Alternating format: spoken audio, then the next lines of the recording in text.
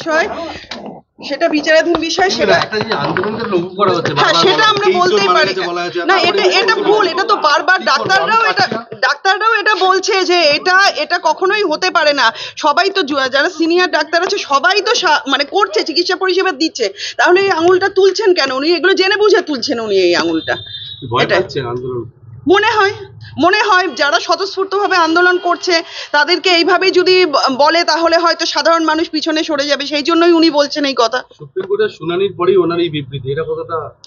দেখুন, সুপ্রিম কোর্টের কি বিবৃতি সব আমরা শুনেছি, আপনাদের মিডিয়ার মাধ্যমেই আমরা সব জেনেছি, সেটা বিচারাধীন বিষয়, ওটা নিয়ে কিছু বলবো না। কিন্তু ওনার যে বক্তব্য আজকে উনি রেখেছেন টাকা নিয়ে উনি তো বাবা মাকে ঘরে ঢুকে কথা বলেছেন। বাবা মা বেরিয়ে যাওয়ার পর তারা তো বাইরে এসে বলেছেন যে কোনো রকম ক্ষতিপূরণের দাবি পরিবার চায় না।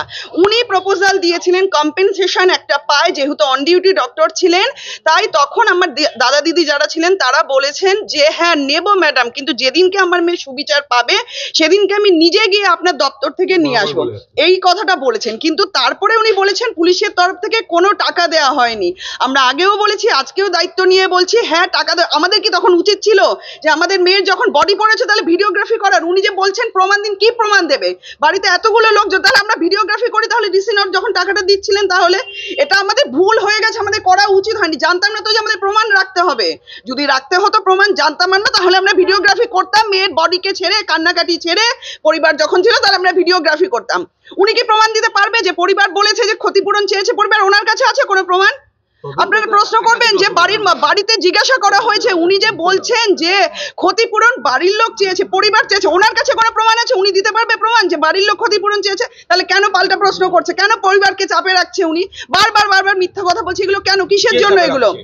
উনি নিজেই তো বলছে যে উনি মানে দিদি যে মাননীয় মুখ্যমন্ত্রী তিনি না প্রেশার, মানে এই যে এই কথাগুলো যে উনি বলছেন, এই কথাগুলো যে বলছেন না, মানসিক প্রেশার আমি বলছি না, মানসিক প্রেশার বলছি না। উনি যে বলছেন যে পরিবার মিথ্যা বলছে টাকা দেওয়ার কথাটা, আমরা বারবার বলছি যে না আমরা সত্যি বলছি, তাহলে কি আমাদের প্রমাণ রাখা উচিত ছিল? ক্যামেরা অন করে কি আমরা ভিডিও করবো যে ওনার ডিসি নোট টাকাটা দিতে এসেছিল? সেটাই প্রশ্ন। অবশ্যই কষ্ট পাচ্ছি, ওনার এই কথাতে কষ্ট পাচ্ছি। আমরা সাফারার, আমরা আমাদের মেয়েকে হারিয়েছি, বাবা মা তাদের সন্তানকে হারিয়েছে, তারপরে উনি কি করে এই অ্যালিগেশন গুলো মানে পরিবারের উপরে তুলছেন? এই প্রশ্নগুলো আপনারা হ্যাঁ সেগুলো আমরা দেখেছি, ওগুলো সুপ্রিম কোর্টের বিচারাধীন বিষয় যারা আছে এগুলো নিয়ে আমরা কিছু কথা বলতে পারবো। সেটা তো সবাই দেখছে, আপনারাও দেখছেন, পরিবার হিসেবে আমরাও দেখছি। টাকাটা যেমন টাকা দিয়ে ওপেন ছিল নাকি না কোনো খামের মধ্যে টাকা? এটা তো বলা হয়েছে দাদা, বলা তো হয়েছে, এটা তো বলা, সবাই জেনে গেছে এটা যে বলা হয়েছে, এইটুকু।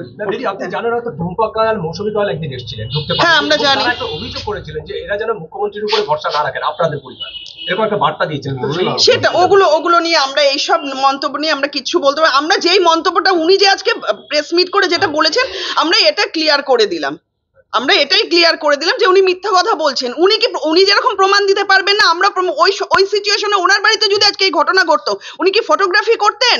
আমরা প্রত্যেকটা পরিবার মেয়ের বডি নিয়ে কাঁদছি, উনি কি করে বলেন যে প্রমাণ দিতে পারবেন কিনা? এইটাই এই যে টাকা যে দেয়া হয়েছে, দেখছেন না মুখ্যমন্ত্রী যে প্রশ্নগুলো তুলেছেন, আপনারা তো দেখছেন সব যে উনি হ্যাঁ না একদম।